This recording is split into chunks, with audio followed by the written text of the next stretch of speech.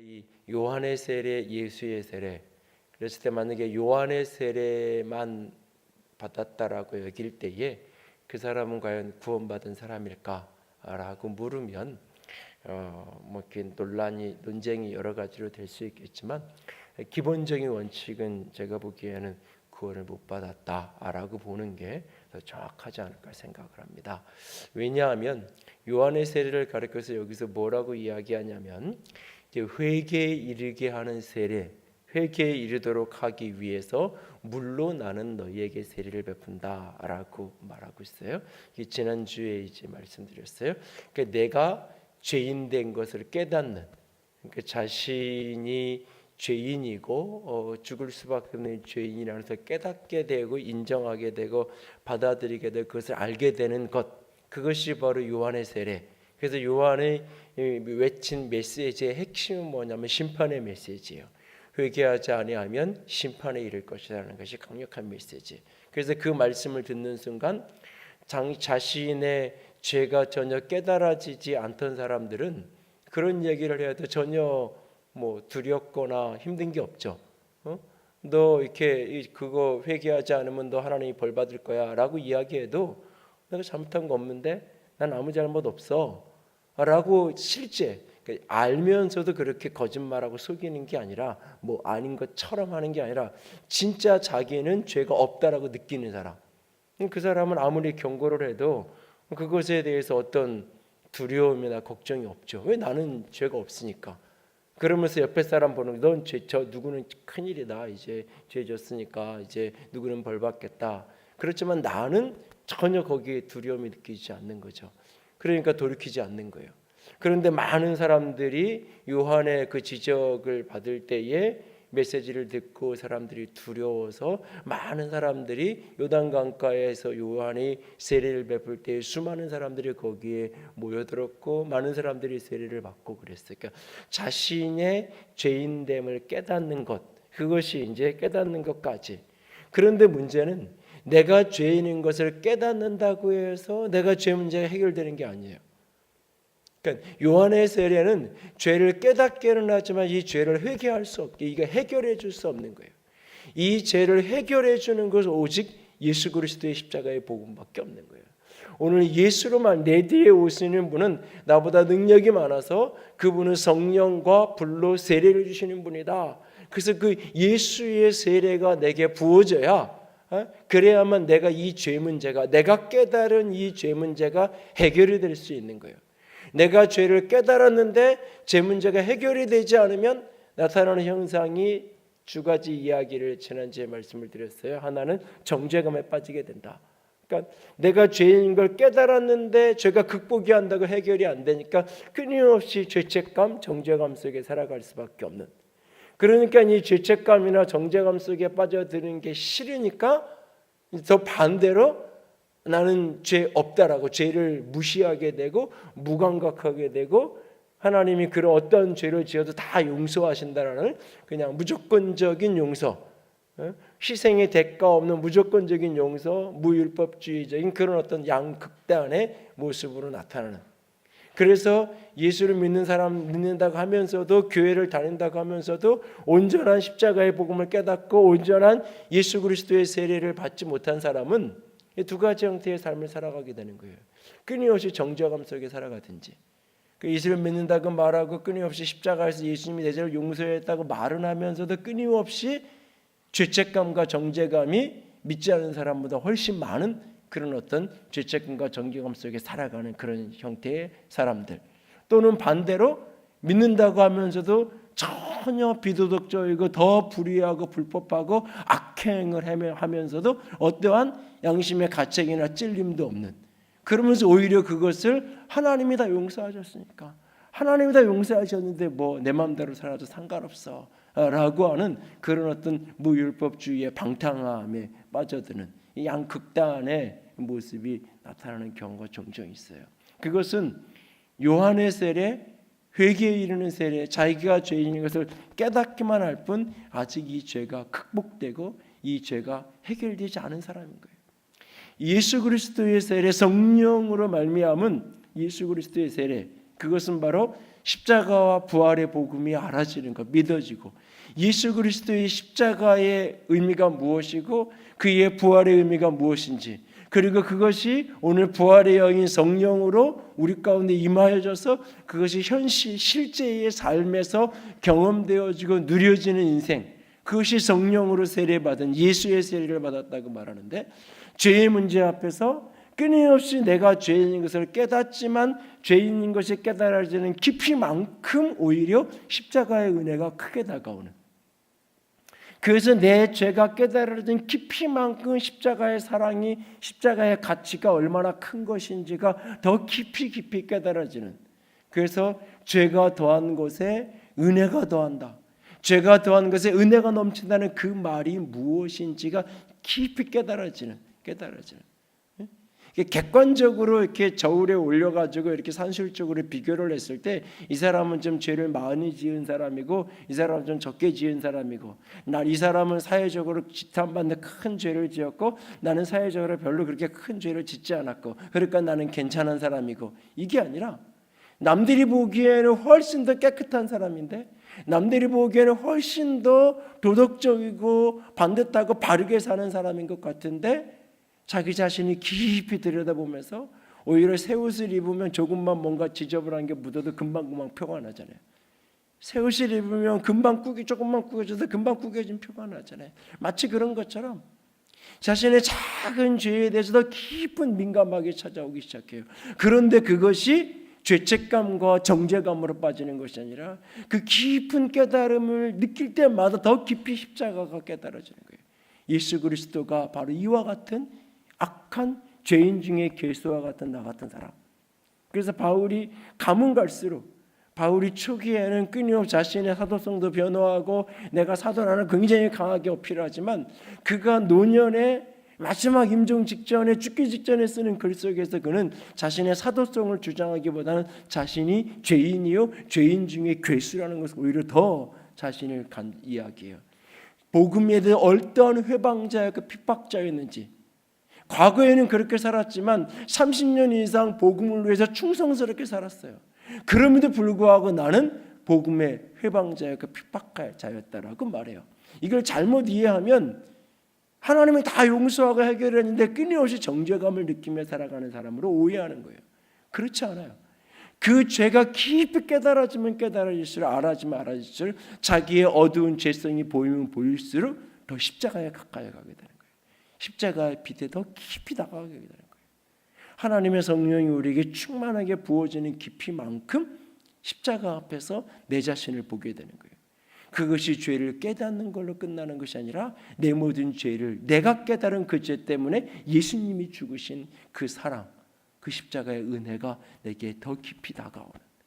그런데 그렇게 죄를 이기신 그분께서 죽으시고 부활하셔서 살아계세요. 그 부활의 생명, 죄를 이기고 죽음을 이기고 사단을 이긴 그 부활의 생명이 내 안에 계신 거예요. 그 부활의 영이 내 안에 계신 거예요.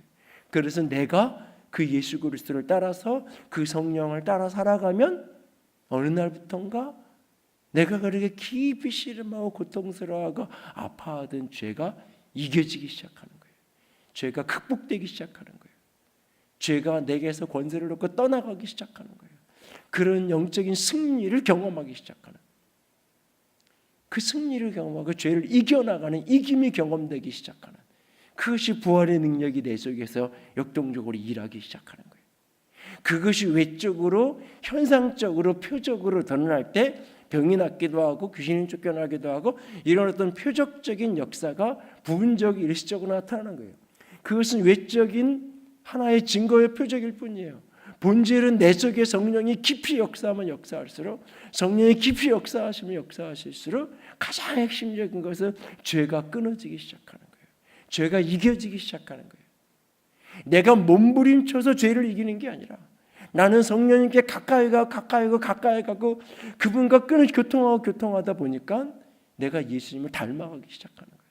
내가 예수님이 사랑이 많으신 분이 나도 사랑해야지, 예수님이 온유한 분이 나도 예수님처럼 온유해야지 열심히 노력해서 온유해지는 게 아니라 내가 예수님과 친하게 지냈더니, 내가 예수님과 가까이 지냈더니 내가 예수님이 닮아져가는, 그래서 사람들이 나를 바라보면서 예수님 같아졌어, 예수님 닮아졌어.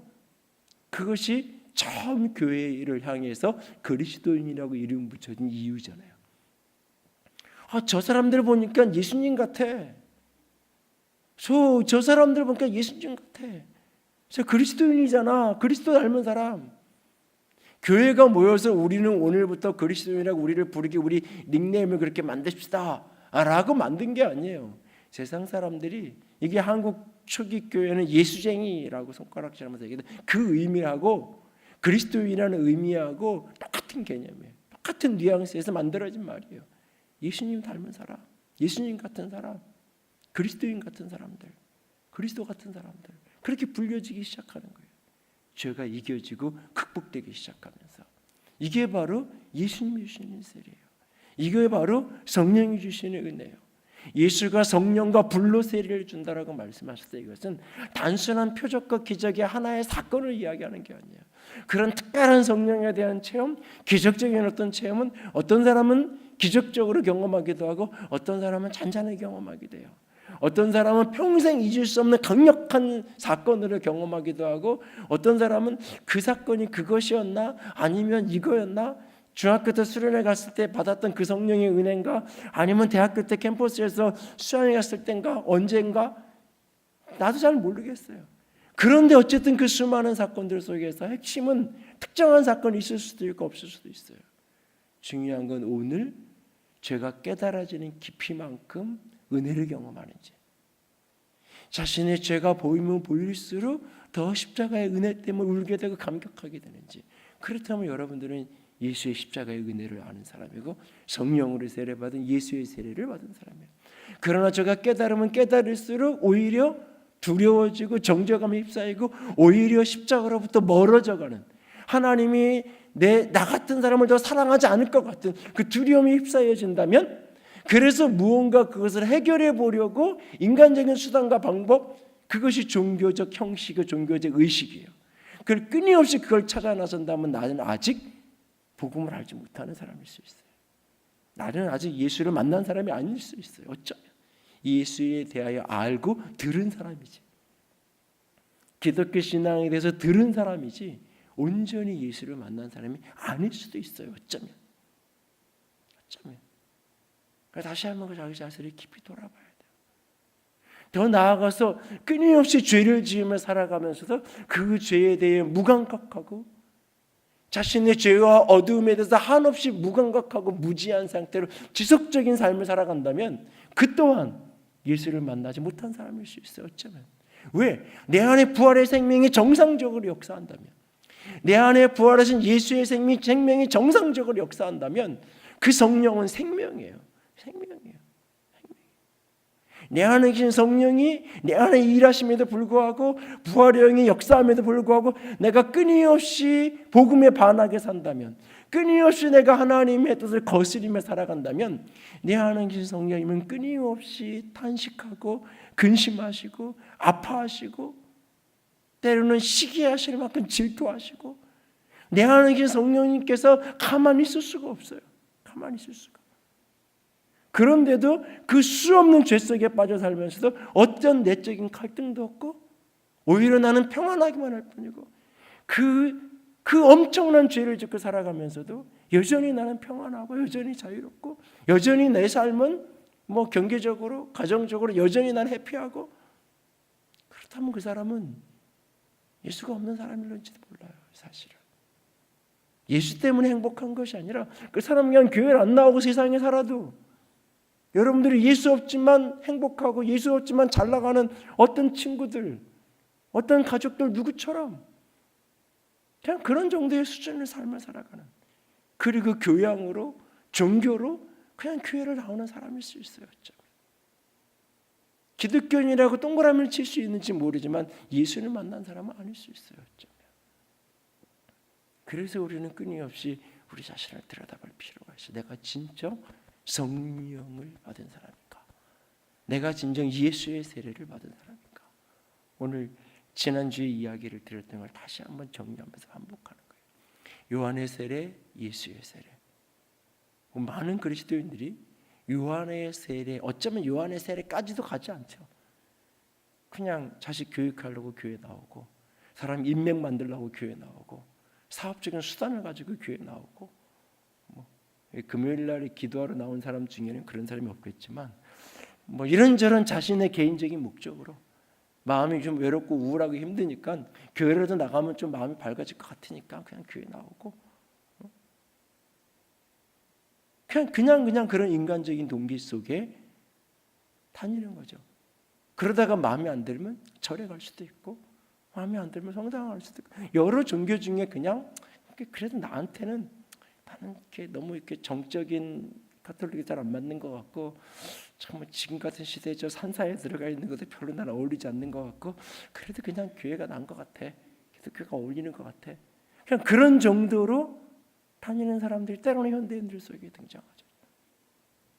그러다가 어느 날 말씀 속에서 내 죄가 깨달아지고 알아지는데, 그와 동시에 십자가가 부활의 내 안에서 예수가 만나지면 정죄감이 잘게 되면서 죄를 걔가 알아지는 깊이만큼 십자가가 은혜로 다가오게 돼 있고, 부활의 능력이 내 안에 역사하는 만큼 그 죄를 이겨지는, 죄를 극복하고 사는, 성령과 동행하는 만큼, 성령의 임재를 느끼는 만큼, 성령의 친밀함을 경험하는 깊이만큼 내게서 죄가 끊어지는, 내 안에 예수를 닮은 향기가, 예수를 닮은 모습이 내 삶에서 점점점 확장되어 가기 시작하는, 이 땅에서는 누구도 100%의 온전함을 이룰 수는 없어요. 그러나 끊임없이 그것이 확장되어 가죠. 그러다 물론 어느 날 돌불이 걸려서 넘어지듯이 쓰러지고 좌절하고 기웃등거리고 그럴 때도 있어요. 그러나 다시 이내 내 안에 계신 성령께서 나를 다시 붙들어 세우고, 다시 내가 쓰러지고 넘어져서 다시 일으켜 세워서 또다시 그 자리에 서게 하고, 그것이 바로 주의 은혜 아래 사는 사람, 예수의 세례, 성령과 함께 동행하는 사람의 모습이에요. 바로 요한은 지금 그 이야기를 하고 있는 거예요. 그렇게 요한이 요단강에서 세례를 베풀고 있어요. 그러던 어느 날 예수님이 갈릴리에서 요단강으로 찾아오십니다. 예수님이 요한 앞으로 다가오세요. 그러면서 세례를 받기 위해서 줄 서 있는 무리들 속에 끼어서 예수님이 세례를 받겠다고 요한 앞에 서세요. 요한은 깜짝 놀래요. 그리고 요한을 알아봐요. 다른 복음서에서 그는 이렇게 얘기했어요. 보라, 세상 죄를 지고 가는 하나님의 어린 양이다. 그를 보는 순간 그가 자신이 이야기했던 내 뒤에 오실 분, 나보다 능력이 많은 분, 성령과 불로 세례 주실 분이 그분이라는 것을 요한은 그 순간 직감적으로 그것을 깨달았어요. 어떤 식으로 어떻게 깨달았는지 모르지만 그는 그것을 깨닫고 이야기해요. 내가 당신에게 세례를 받아야 될 텐데 당신이 내게 세례를 받으시다니요. 이건 안 되는 일입니다. 안 되는 일입니다. 라고 세례 주기를 거절해요. 그때 예수님이 15절에 이렇게 말씀해요. 이제 허락하라. 이제 허락하라. 이제 허락하라는 이 뉘앙스를 보면 계속 요구하는, 예수님은 계속 세례 받고자 하는데 요한은 계속 거절, 안 된다라고 거절하고 있는 그런 어떤 뉘앙스가 느껴져요. 이제는 그만하고 허락해라. 우리가 이와 같이 하여 모든 의를 이루는 것이 합당하니라. 우리가 이렇게 해서, 이렇게 요한은 세례를 주고 예수님은 세례를 받고, 이렇게 해서 모든 의를 이루는 것이 합당하니라 라고 말하고 있어요. 이게 무슨 뜻이냐? 예수님은 지금, 요한은 지금 요한의 세례, 예수의 세례, 요한의 세례는 죄를 깨닫게 하는, 내가 죄인인 것을 인식하게 만드는, 그러나 이 죄로부터 이 죄를 해결하지는 못하는, 이 죄에서 나를 씻겨줄 수는 없는, 그래서 죄라는 것이 깨달으면 깨달을수록 더 고통스러워지는. 그래서 그 고통이 싫어서 어느 순간부터는 무감각해지는, 이 마음의 굳은 살을 만들어가지고 아무리 죄가 깨달아져도 괜찮아 하면서 죄에 대해서 무지하고 무감각해지고 무율법주의자로 가게 하는, 그것이 요한의 세례, 내가 죄에서 깨닫게 하는. 그런데 예수님이 지금 그 세례를 받겠다고 서는 거예요. 그래야만 모든 의를 이룬다고 이야기해요. 예수님은 죄 없는 분이에요. 예수님은 죄를 알지도 못하시는 분이에요. 죄 없는 분이기에 그는 우리를 위해서, 우리를 죄에서부터 구원하실 수 있는, 우리를 대신해서, 우리를 위해서 우리의 십자가를 감당하실 수 있는 분이에요. 죄 없는 분이기 때문에. 그가 죄 없는 분으로 이 땅에 오셔야 했기 때문에 그는 반드시 동정녀의 몸을 빌려서 이 땅에 오셔야만 한다라고 앞에서 1장을 말씀드리면서 이야기 드렸어요. 그가 왜 반드시 동정녀의 몸에서 나셔야 되느냐? 그는 죄 없는 자로, 아담의 혈통을 따라 아담의 죄가 정죄된 자로 오는 자가 아니라, 아담의 후손으로 오는 자가 아니라. 그래서 마태복음에, 로마서에 보면 아담의 후손과 로마서 6장에 예수의 후손 한 사람을 대비시키는 거예요. 죄의 근원 아담으로부터 나는 모든 죄의 후손들, 예수로부터 한 사람, 예수부터 말미암은 모든 의의 후손을 구분해 놓고 있어요. 예수님은 아담의 후손으로 이 땅에 오시지 않았어요. 하나님의 아들이신 그분. 그래서 누가복음 4장의 예수님의 족보는 마태복음 1장은 아브라함에서부터 쭉 14대 끊어서 예수님까지 내려오는 족보인데, 누가복음 4장의 족보는 예수님으로부터 거꾸로 올라가요. 거꾸로 올라가서 누구까지 올라가면 아담까지, 그리고 그 위에 하나님까지. 예수님이 하나님의 아들로 이 땅에 오셨다는 것을 누가복음의 족보는 그려주고 있어요. 그래서 예수님부터 거꾸로 하나님까지, 그 위에는 그 위에는 그 위에는 하나님까지 올라가요. 그가 하나님의 아들로 이 땅에 오셨다는 거예요. 예수님은 그렇게 죄 있는 아담의 후손으로 오신 분이 아니에요. 죄 없는 분이에요. 온전한 분이에요. 죄를 알지도 못하는 분이에요. 수많은 우리와 똑같이 연약함을 초월하시는 분이시기에 죄의 수 없는 유혹에는 끊임없이 노출되어 있지만 죄를 짓지 않은 분, 의로운 분. 우리는 죄인으로 태어나기 때문에 죄의 유혹이 오면 바로 죄에 빠지게 돼 있어요. 우리는 죄의 유혹을 느끼는 순간 동시에 죄가 현실이 돼버려요.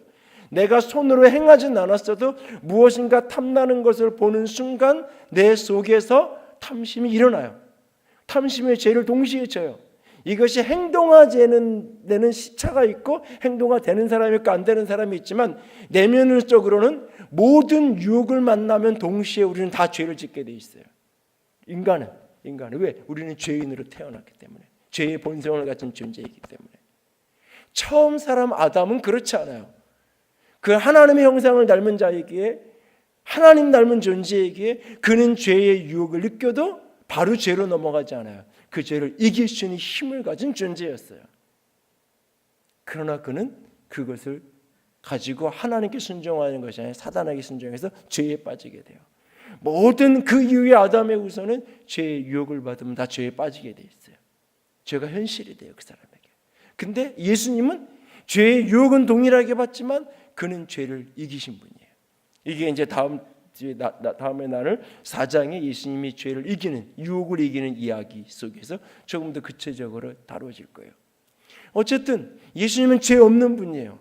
그런데 지금 죄를 깨닫게 하는 세례, 죄를 씻기는 세례, 회개하게 하는 세례, 죄를 깨닫게 해서 죄인 것을 인정하게 하고 그 죄에서 돌이키게 하는 세례, 죄 없는 분인데 이 세례를 받겠다고 지금 와 있는 거예요.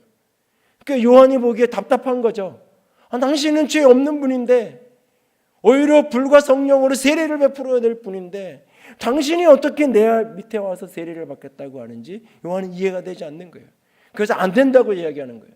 그런데 예수님은 아니라고, 우리가 이것을 행해야 된다고, 너는 나라를 세계 세례를 줘야 되고 나는 이 세례를 받아야 되고, 그래야 모든 하나님의 의가 이룰 수 있다라고 이야기하는 거예요. 이건 뭐냐?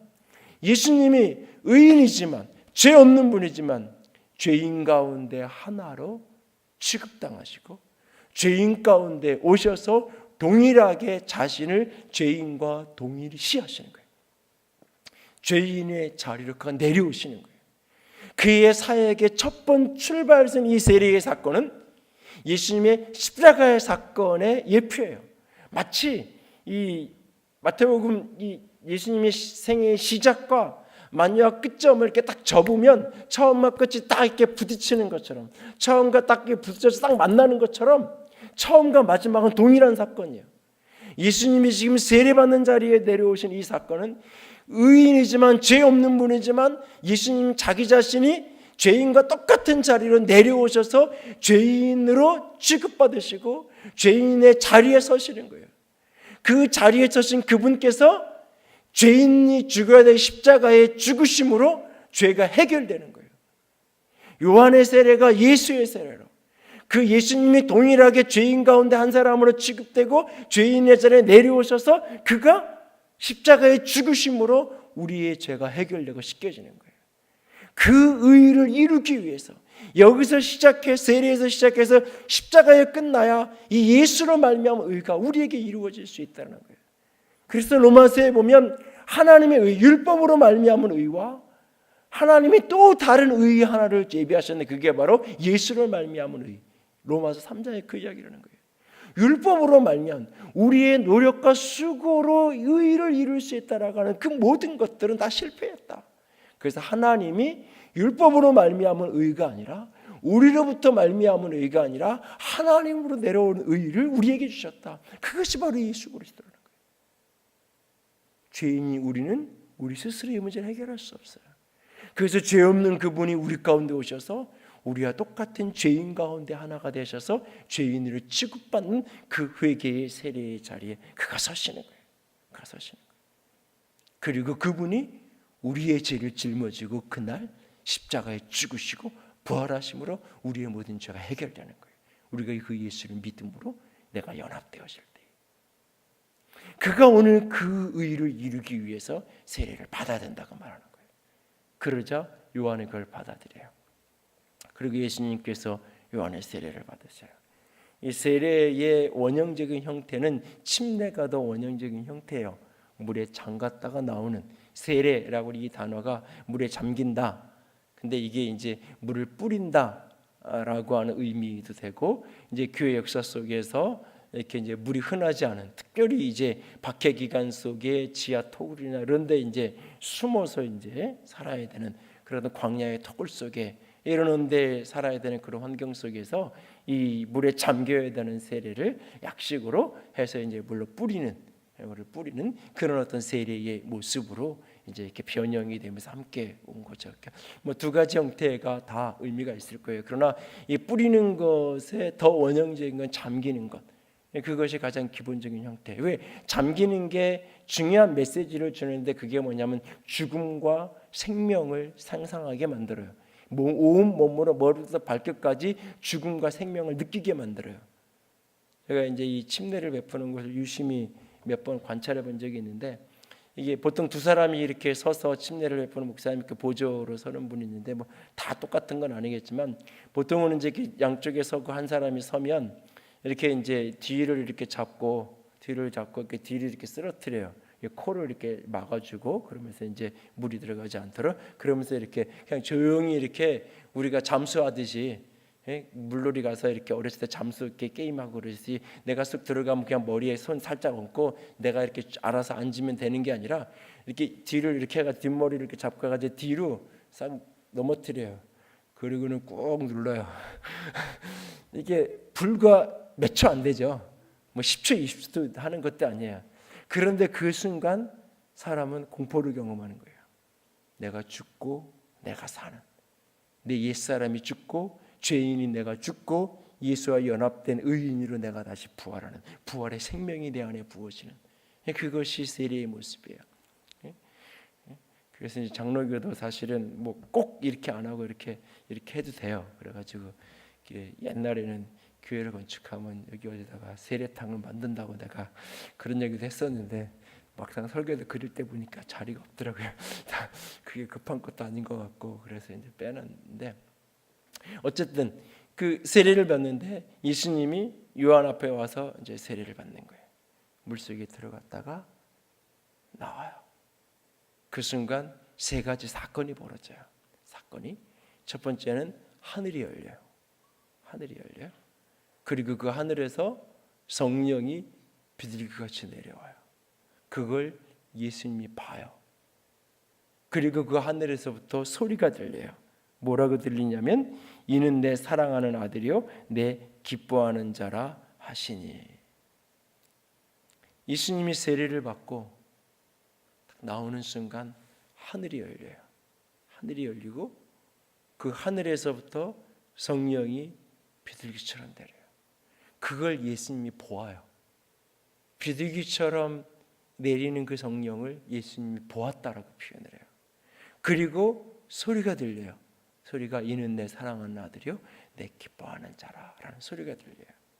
이 소리는 이제 변화산에서도 한 번 더 듣게 되죠. 그리고 변화산에서는 이제 제자들도 같이 베드로와 야고보 요한도 이 소리를 이제 같이 듣게 되는 이제 똑같은 문장을 하지만 비슷한 내용의 이야기를 듣게 돼요. 예수님이 십자가에 그 세례받고 이렇게 올라오는 순간 이 세 가지 현상이 벌어져요. 이 세 가지 사건은 굉장히 상징적이고 영적인 의미가 담겨진 사건이에요. 예수님의 생애 전체를 관통하는 메시지이기도 해요. 사실은 이것이. 그리고 이것은 다른 의미로 보면 오늘 예수와 연합되어서 예수 안에서 예수의 세례를 받은 사람들에게 오늘 우리에게도 현재형으로 우리에게 약속되어지고 우리가 오늘도 현재형으로 가슴에 품고 그림으로 품고 살아야 될 중요한 그림을 우리에게 가져다 주고 있어요. 하늘이 열렸다고 말해요. 여기에서 이 하늘은 스카이를 이야기하는 게 아니죠. 이것은 헤븐이라고 성경에 종종 번역되어진 이게 하늘나라로 번역이 되기도 하고 하나님이 계신 천상의 세계를 의미하는 그런 표현이기도 하고 그래서 이 전도서에서 해 아래 모든 것이 헛되다라고 말할 때 그 해는 스카이, 이 세상에 우리가 보는 물질 세계 안에 모든 것이 헛되다라고 말해요. 그런데 전도서 3장에 천하 만사의 기한이 있고 할 때 그 천하, 거기에 천은 스카이가 아니에요. 헤븐이에요. 사람이 보는 이 물질 세계에서는 모든 것이 헛되고 어제부터 오늘부터 내일 그렇게 다 반복되고 아무리 부유한 것도 아무리 힘을 다 헛된데 천하, 하나님의 하늘 아래에서는 모든 것이 목적이 있다. 모든 것이 때를 이룰 때가 있다. 목적이 있다라고 말하고 있어요. 그게 전도자가 깨닫는 비밀이에요. 이 세상은 그냥 육적으로 보면 너무나 헛된 건데 하나님의 관점으로 보면 그게 다른 의미성을 갖는. 오늘 그 하늘이 열린 거예요. 하나님의 보좌가 있는 그 하늘이 예수님에게 열릴 거예요. 열려져서 그 하늘과 땅이 통하는 거죠. 하늘이 열려서 하늘과 땅이 맞닿아 있는 거예요. 그런데 예수님이 십자가에서 죽는 그 순간, 십자가에서 운명하시는 그 순간 예루살렘의 성전에서 아주 신비한 사건 하나가 벌어져요. 그게 뭐냐면 휘장이 위에서부터 아래로 찢겨지죠. 휘장 안에는 지성소라고 표현을 하고 그곳에서는 하나님의 언약궤가 있고 속죄소가 있어요. 그 지성소에는 아무나 함부로 들어갈 수 없어요. 지성소는 1년에 딱 한 번 대속죄일 대제사장만이 모든 백성들을 대표해서 그 죄의 일을 대속하기 위해서 어린 양의 순결한 피를 가지고 그 지성소에 들어가서 피를 뿌릴 뿐이에요. 1년에 단 한 번 대속죄. 그런데 그것을 막아놓는 그 휘장이 위에서부터 아래로 찢겨졌어요. 휘장은 그냥 커튼 한 장이 아니에요. 실로 꼬아서 만든 복층 구조로 되어져 있는 사람이 이렇게 쭉 밀었다 쭉 들어가면 쭉 밀면 바깥에서 다 보이잖아요. 그럴 수 있는 게 마치 미로처럼 이쪽이 약간 뚫렸고 이쪽 이렇게 중간에 이 지나갈 수 있는 길이 있고 그래서 이렇게 이 리을자처럼 이렇게 통로로 들어갈 수 있는 그런 구조예요. 그래서 안과 밖이 어떤 빛의 교통도 이루어지지 못하도록 만들어놓은 그런 은밀한 곳이에요. 그 휘장이 위로부터 찢기는 거예요. 실로 꼬아서 만들어놓은 벽이에요. 학자들에 따라서 이 폭이 이 30cm까지 된다는 사람도 있고 조금 그렇지 않을 거라고 얘기하는 학자도 있는데 어쨌든 실로 꼬아서 만들어놓은 이 두께 동아줄보다 더 두꺼운 그렇게 실로 꼬아 만든 거는 이 벽돌 벽보다 더 두꺼워 더 깨기 힘든 거예요. 벽돌로 한 거는 망치로 때리면 깨지지도 않는 거예요. 이거는 누가 칼로 가서 이렇게 찢어 내린다고 그냥 찢겨질 수 있는 게 아니에요. 그런데 이게 위에서부터 아래로 찢겨졌어요. 히브리서는 이 휘장이 예수의 육체라고 말해요. 예수의 육체. 예수가 십자가에서 죽는 순간 이 휘장이 찢겨지는 거예요. 예수님의 육체가 찢겨지는 순간 인간이 하나님께로 나아갈 수 있는 길이 열린 거예요. 예수의 십자가에서의 육체가 찢겨지면서, 휘장이 찢겨지면서 모든 인간이 하나님의 보좌 앞으로 나아갈 수 있는 길이 열린 거예요. 모든 인생들에게 하늘이 열린 거예요. 여러분이 꼭 기억해야 될 거 하나는 뭐냐면, 여러분이 분명 예수 안에서 예수의 세례를 받은 사람이고, 분명 예수 그리스도의 십자가와 부활의 복음을 내 안에 살아있고, 내가 예수를 만나고 성령이 나와 동행하는다는 사실을 분명히 믿는다면 여러분 모두에게는 하늘이 열린 사람들이에요. 어떤 특별한 누구에게만 하늘이 열려 있는 게 아니에요. 하늘의 비밀을 본다고 얘기하는 어떤 소수의 사람들에게만, 그렇게 스스로 자기의 존재를 부각시키는 어떤 사람에게만 하늘이 열려 있는 게 아니에요. 예수 그리스도 안에서, 예수 그리스도 안에서 새롭게 사는 그 생명의 길이, 하나님과 우리 사이를 막았던 죄와 어두움이, 사단이 우리를 막아놓았던 그 길이 열리는 거예요. 예수님이 세례를 받고 올라오는 순간 하늘문이 열리는 거예요.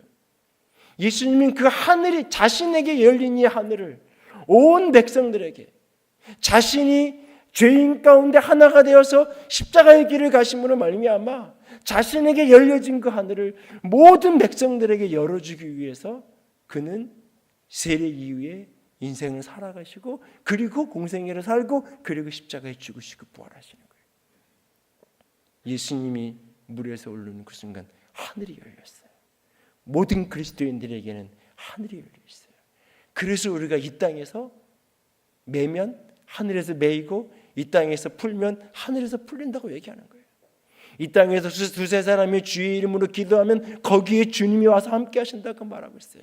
하늘과 땅이 맞닿아 있어요. 오늘 우리들에게 하늘과 땅이 맞닿아서 열려 있다고요. 우리가 예수의 이름으로 기도하고 주 앞에 나와 주의 말씀을 선포하고 주의 말씀 앞에 엎드려지고 열린 하늘문을 향해서 우리는 나아가는 거예요. 우리는 그렇게, 여러분이 예수의 이름으로 기도한다고 할 때 그것은 그냥 이렇게 수양을 하거나 지상을 드리는 게 아니에요. 예수 그리스도로 말미암아 하늘과 우리 사이가 길이 열려 있다고요. 하나님과 우리 사이에 열린 그 길을 향해서 우리가 부르시며 나아가는 거예요. 우리가 그 하나님께 호소하며 나아가는 거예요. 그리고 열린 하늘을 통해서 그분이 우리에게 주시는 음성을 듣고 그분과 함께 살아가기 원하게, 그 소원 속에 나아가는 거예요. 오늘 우리에게, 예수 안에서 세례받은 우리에게 하늘이 열려져 있다는 사실을 믿음으로 붙들 수 있기를 원합니다. 오늘 스탠리 하워스는 이 이야기를 하면서 특별히 그분이 이렇게 카톨릭의 대모처럼 이렇게 누군가가 어린 자기 친구의 아들이 세례를 받는 날 그의 보호자로, 이 대부로, 그래서 그의 대부가 돼서 그 아이가 이렇게 자라갈 때마다 1년에 한 번씩 그 세례받은 날이 정기적으로, 아무리 떨어져 있어도 정기적으로 그 아이를 만나고 때로는 선물도 주고 어떤 게 성장하면서 계속 그 아이랑 교제를 하며 그런 책임을 감당하는 그 역할을 하면서, 그가 그의 볼에 보면 그 어린 아이들은 얘기를 해요. 그 예수 안에 세례받은 그에게는 하늘이 열려 있다고.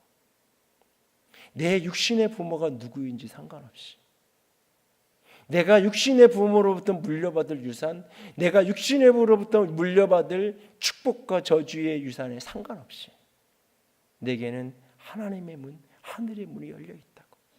그리고 내게 하나님의 비전이 있고 하나님의 꿈이 있고 하나님의 목적이 내 안에 있다라고. 그러므로 오늘 내가 서 있는 어떤 자리, 내 육신의 부모, 내 육신을 둘러싸고 있는 그 어떤 내 인생의 자원 그 너머에 하나님이 내 인생에 열려 있고 하늘문이 열린 인생이라는 걸 믿고 그 하나님을 바라보면서 걸어가라고. 그렇게 그 아이에게 도전하고 그 아이, 자기 친구의 아들을 끊임없이 권면하는 그런 부분들이 있어요. 오늘 여기 우리 학생들이 있는데, 여러분이 예수 안에서 분명히 예수 그리스도의 복음을 붙들고 예수님과 함께 성령님과 동행하며 살아간다면 여러분의 인생은 하늘문이 열린 인생이에요. 하늘이 내게 열려 있어요. 내가 이 땅에서 기도하면 하늘에서 듣고 하늘님이 움직이시는, 하늘을 움직이시는 능력이 우리 안에 있다고요. 우리 안에 그 능력을 믿고 하나님 앞에 나아가고 부르짖고 주님 안에서 살아갈 수 있기를 원합니다. 오늘 예수님이 그곳에서 올라올 때, 세례받고 올라올 때 하늘이 열렸어요. 우리의 하늘을 열어주기 위해서 그가 그렇게 죄인 중에 하나로 거기에 서신 거예요. 그리고 오늘 그에게 성령이 비둘기처럼 임했어요. 비둘기처럼. 우리는 오늘날 세계는 비둘기를 평화의 상징으로 이해해요. 성경은, 신약 성경은 비둘기를 순결의 상징으로 표현하기도 해요. 그러나 구약 성경은 이 비둘기를 때로는 슬픔의 상징, 비둘기의 울음소리를 가지고 슬픔의 상징으로 표현하는 시편이나 이 선지서가 있기도 하고, 그러나 이 비둘기에 대해서 가장 먼저 등장하는 창세기 8장에 노아 홍수 속에 등장하는 이 비둘기의 모습은 생명의 모습이고 자신의 사명을 성취하는 모습이에요. 방주가 비가 그치고 땅이 말라져가는 어느 날 노아가 창을 열고 비가 그치고 땅이 말라가는 걸 느끼고는 가장 먼저 까마귀를 내보내요. 고대 사회에서 이 배를 타고 그렇게 그 먼 여행을 하는 사람이 까마귀를 잘 데리고 배에 이렇게 가지고 다녔다 그래요. 왜냐하면 까마귀는 이 썩은 냄새 이런 것 때문에 육지가 어디에 있는지를 가장 잘, 그래서 때로는 조난당하거나 어려운 일을 당했을 때 요즘처럼 뭐 전자장비로 이렇게 다 방향을 알고 이런 지도가 다 정확 이런 시대가 아니잖아요. 그런 고대 사회에 그러니까 어디가 육지에 있는지를 그 방향을 가장 잘 가르쳐주는. 그래서 가장 먼저 지금 이렇게 까마귀를 내보내서 묻이 드러났는지 제대로 땅이 드러났는지를 확인하고자 하는 거예요. 그런데 까마귀는 계속 그냥 돌아다녀요. 묻이 흙이 어느 정도 드러나고 까마귀는 썩은 그런 어떤 짐승들, 썩은 고기들 이런 것들을 먹잖아요. 그러니까 까마귀는 먹을 게 충분히 있는 거예요. 홍수 이후에. 그러면서 돌아다녀요. 그리고 그 다음에 이제 비둘기를 내보내요. 비둘기는 머물 수 있는 곳이 없어요. 아직 나무나 이런 것들이 제대로 있는 게 아니에요. 머물 수 있는 곳이 없어요. 그래서 다시 되돌아와요. 일주일 지나서 7일이 지나서 다시 비둘기를 내보내요. 이번에는 감람나무, 올리브나무, 새순 다 쓰러져서 이 물 위에 둥둥 떠다니다 썩은 올리브잎이 아니라 새로 이제 싹이 난 그 올리브잎을 물고 온 거예요. 그리고 일주일이 더 7일이 더 지나서 다시 내보낼 때 더 이상 비둘기는 돌아오지 않아요. 왜? 어디엔가 깃들 곳이, 비둘기 깃들 곳이 있어서 돌아오잖아요. 그걸 깨닫고 이제 노아는 방주문을 열고 나오게 되죠. 여러분, 이 비둘기, 여기에서 이 비둘기는 자신에게 주어진 목적, 자신에게 준 사명을 그대로 이루는, 두 번, 세 번 오가면서 그를 내보낸 노아의 목적, 묻이 얼마나 드러났는지 그 목적을 그대로 이룬 그런 새, 그런 짐승으로 표현이 되는 거예요. 그리고 그 사명을 이루는 것 속에서 그가 확인한 건 생명이에요. 다시 생명이 일어나는, 썩은 고기들이, 썩은 것들이 떠돌아다니는 게 아니라 새로운 생명의 역사가 일어나고 있다는 것을 확인하는 거예요.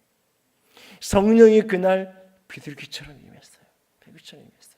이건 예수님에게 개인적으로 성령이 오심으로 그 사명을 이루게 하실 거예요. 자신의 사명을 다하는 그날까지 죄인 중에 하나로 이 땅에 오셔서 하늘문을 여시고 온 인류에게, 모든 죄인들에게 열린 하늘문을 가져다 주기 위해서 자신의 십자가에 자신의 몸을 찢으셔서 휘장을 열으셔야 될 예수 그리스도의 그 사명을 온전히 이루게 하시는, 사명을 성취하게 하시는 영으로 성령이 오셔서 그의 생애 속에 끊임없이 동행하고 함께 하시면서 성령이 그를 도우실 거예요. 성령이 그와 함께 하실 거예요. 그래서 누가복음을 여러분들이 예수님의 생애를 성령이라는 단어를 똑꼬라미를 쳐가면서 체크를 해가면서 누가복음을 읽어보세요. 예수님의 생애 처음부터 끝까지 성령님은 아주 깊이 동행하시며 함께하세요. 예수님이 자신에게 주어진 사명을 온전히 이룰 수 있도록 끝까지 동행하시며 함께하시는 분이 성령이에요. 동시에 그 성령은 우리에게 생명을 가져다 주게 하는 영이에요. 그 사명의 본질은 뭐냐? 생명을 살리는 거예요. 그 사명의 본질은 뭐냐? 죽은, 죄를 말면 죽은 우리를 당신의 죽으심으로 우리에게 생명을 주는 것, 그것이 예수의 사명이에요. 그러니까 성령이 비둘기처럼 임했다는 그 모습은 성령이 사명을 이루게 하는 영으로, 성령이 생명을 우리 가운데 일으키는 영으로 그와 함께 하셨다는 거예요.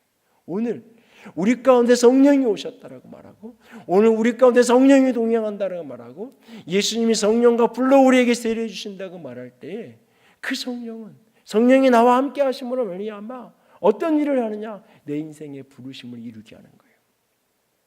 내 인생의 목적을 이루게 하는 거예요. 내 인생의 사명을 이루게 하는 거예요. 우리가 왜 성령을 받아야 되고, 우리가 왜 성령으로 충만하기를 사모해야 되고, 우리가 성령에 대한 사명함을 더 깊이 가져야 되느냐? 그 이유는 나도 이런 체험도 해보고 싶고, 나도 저런 신비도 경험해보고 싶고, 나도 이런 은사를 좀 받아보고 싶고, 그런 호기심을 충족시키기 위한 게 아니에요. 내게 주신 사명을 이루기 위해서, 내 인생에 주신 부르심을 성취하기 위해서 우리는 주의 성령이 필요해요. 하나님의 영이 내 위에 충만해야만 내게 주어진 사명을 이룰 수 있어요. 그리고 그 사명의 본질은 생명을 살리는 거예요. 생명을 살리는 거예요.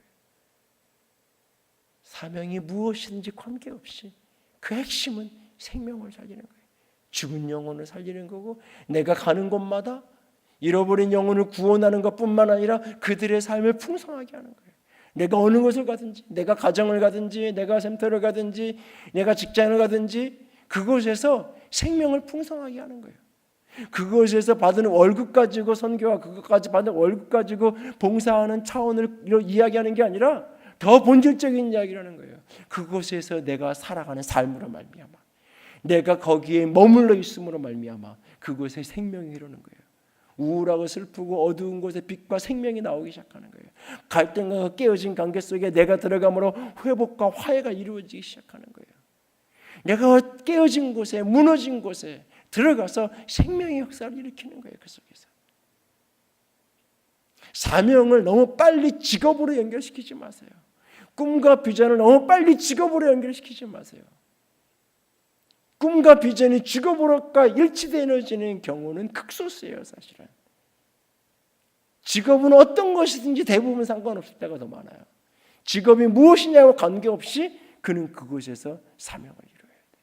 생명을 이루는 사명, 생명을 회복하는 사명, 생명을 이루고 생명을 살리는, 그것이 더 본질적인 사명이에요. 그것을 이루어가게 하기 위해서 성령이 우리 가운데 오시고, 예수님 가운데 성령이 오셨던 것처럼 성령이 그날 그렇게 비둘기 같이 임하셔서 사명을 이루게 하시고 생명을 살리는 영으로 함께 하시는 거예요. 그리고 하나님으로부터 이는 내 사랑하는 아들이요 내 기뻐하는 자라 라고 하는 음성을 듣게 되는 거예요. 음성을 듣게 되는 거예요.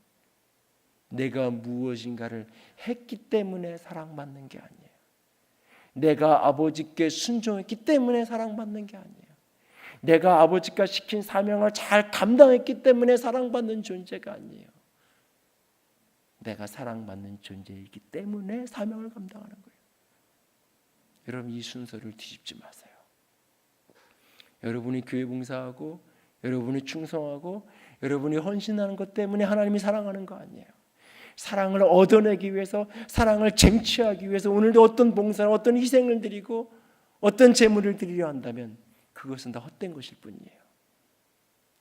사랑받는 자이기 때문에, 그 사랑 때문에 내가 응답하는 그 응답이 때로는 헌신으로, 희생으로, 봉사로, 섬김으로 나타나는 것뿐이에요. 예수님이 사역에 출발하시기 이전에 시작하는 첫 출발선에서 하나님은 말씀하세요. 너는 내 사랑하는 자라고, 너는 내 기뻐하는 자라고, 너는 나의 기쁨이라고, 나의 기쁨이라고. 이것은 이사야서 42장에 고난받는 종으로서의 십자가의 길을 갈 것을 예표하고 있어요. 사실은 신학적으로는. 그러나 그 어떤 신학적인 이야기를 차치하고 가장 먼저 그냥 너는 내 기뻐하는 자라고, 기뻐하는 자라고, 나의 기뻐하는 자라고, 너는 내가 너에게 준 그 사명을 능히 이루어낼 거라고, 이루어낼 거라고. 그래서 나의 기쁨이 될 거라고 주님이 그렇게 말씀하시는 거예요. 오늘 예수님이 그 사역을 출발하는 그 순간에 하늘이 열리고 성령이 비둘기처럼 그 내리시는 것을 보고 자신을 향하여 너는 내 사랑하는 자요, 내 기뻐하는 음성을 들어요. 그분이 인생을 살아가면서 공생의 사명을 감당하면서 처절한 때로는 고통과 외로움을 겪은 순간마다 이 나라의 이 사건을 기억하는 거예요. 그때 들었던 그 음성, 그리고 마지막 그 십자가의 길을 걸어가야 되는 그 고난의 순환의 주간이 임박한 그날 하나님 변화산에서 다시 한번 그를 만나셔서 하나님은 말씀하세요. 얘는 내 사랑하는 자를 기뻐하는 자라고. 그러면서 제자들에게 말해요. 함께했던 그의 말을 들으라고. 그의 말을 들으라고. 내 사랑하는 자에 내 기뻐하는 자이니 너는 그 예수의 말에 순종하라고 베드로와 야고보와 요한에게 변화서에서 한 번 더 말씀하시죠. 오늘 이 예수님이 섰던 이 자리, 예수 안에서 내가 서 있는 자리입니다. 예수 그리스도로 말미암아 생명을 얻은, 예수로 말미암아 세례를 받은, 그래서 오늘 성령으로 함께 살아가는 사람에게 오늘 이것은 내가 서 있는 자리예요. 여러분에게 하늘이 열려 있고 여러분에게 성령은 비둘기처럼 내리고 있고 오늘도 주님은, 하나님은 내게 말씀하세요. 너는 내 사랑하는 아들이요, 너는 내 기뻐하는 자라고 주께서 말씀하세요. 그 말씀을 붙들고 그 확신을 붙들고 오늘을 살아갈 수 있기를 원합니다. 내게 열린 하늘을 바라보면서 오늘 내게 사명을 이루게 하기 위해서, 생명을 이루게 하기 위해서 내게 함께 하시는 성령님께 붙들려서 나의 어떠함에 상관없이, 세상이 나를 어떻게 인정해주고 알아주고 평가해 주냐와 상관없이 나는 하나님의 소중한 존재, 하나님의 사랑받고 하나님이 기뻐하는 존재라는 사실, 그 자기 존재감, 그 자기 정체성 분명하게 붙들고 오늘을 걸어갈 수 있기를 주님의 이름으로 부탁을 드립니다. 기도합시다.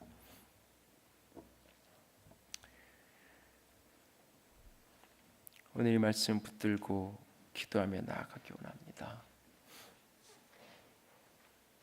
예수님은 우리에게 열린 하늘을 가져다 주기 위해서, 우리에게 성령을 주시기 위해서, 우리로 동일하게 하나님의 아들 되게 하기 위해서 죄 없으신 그분이 죄인의 자리에 서셨고, 그는 그렇게 십자가의 길을 걸으셔서 십자가와 부활로 말미암아 그 죄를 씻으셨습니다. 우리의 모든 죄를 해결하셨습니다. 그 예수 그리스도를 믿음으로 말미암아 예수 안에서 성령과 불로 우리에게 부어진 그 세례로 충만케 되어지는 우리가 되기를 원합니다. 저와 여러분에게 하늘이 열려 있음을 오늘 믿음으로 붙들 수 있게 원합니다. 바라볼 수 있게 원합니다. 그리고 오늘 내게 성령이 비둘기같이 임하여 나와 동행하십니다. 그리고 오늘 우리 주님이 하늘 문을 열고 여러분에게 말씀하십니다. 너는 내 사랑하는 아들이요, 너는 내 기뻐하는 자라고 말씀하십니다. 주님, 이 말씀 붙들고 약속 붙들고 걸어가기로 작정합니다. 함께 기도하며 나아갑니다.